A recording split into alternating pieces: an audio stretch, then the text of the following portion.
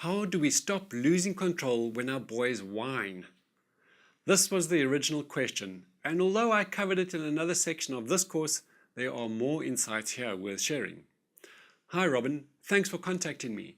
The biggest and most obvious problem and pain I have at the moment is my boys whining. Me and my wife are both working parents, and after we come home from work we are usually tired. And in spite of being tired, we are committed to spending as much time as possible with our boys. In fact, this is every single minute since we arrive home until they fall asleep. The problem is that they are quite often whiny, not listening to us and not cooperating.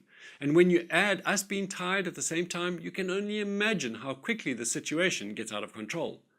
There probably is no quick fix to this, but maybe you can give us some pointers on what to do and what to avoid so that 1, our boys don't whine that much, and 2, we don't lose control that quickly. On the one hand, cooperation is more than just a one-liner because it reflects a whole lot of other things that are going on. But it can often be that a parent has everything in place and then they don't know the one-liner that brings it all together.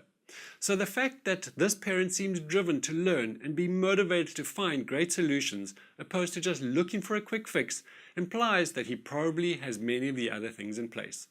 So here are some pointers to really help.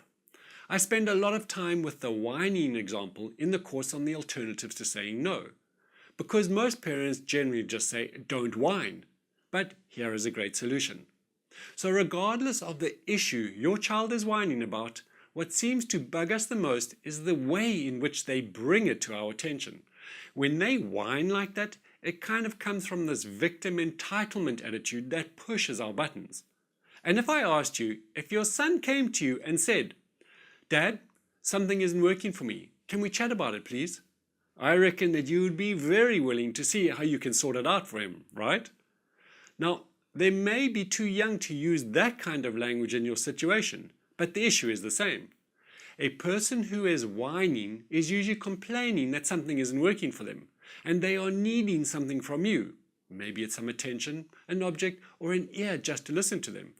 But their whining doesn't motivate you to support them. On the contrary, it makes you want to get as far away as possible. I really get fired up when a child whines. It really pushes my buttons. So the most important thing is to say what you are needing instead of what you are not needing.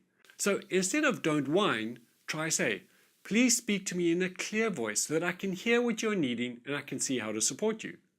So what we are wanting is to support our children in speaking clearly to us so that we can actually hear what they are saying, and maybe out of that we can support them. Saying to them, "You sound like a baby," well, that will only make them feel bad. Saying to them, "Speak like a big boy or a big girl," well, a lot of big boys and girls and even adults still whine. It's not about speaking slowly, nor calmly, nor properly, nor intelligently. It's about them speaking clearly so that you can hear. Be direct and ask for it in a clear voice. The use of clear has been found to be the best word to use. And then I always add the part, "Then I can hear what you are asking and I can see how I can support you." What this clever wording does is conveys that you are wanting to see how to make things work for both of you. This nearly always calms them down because there is no longer a fight, and you will be amazed at how quickly they engage you in a conversation. Now, 1.5 years old is young, in what I call the pre-verbal phase, as their language is still developing and may not quite get the results I am promising.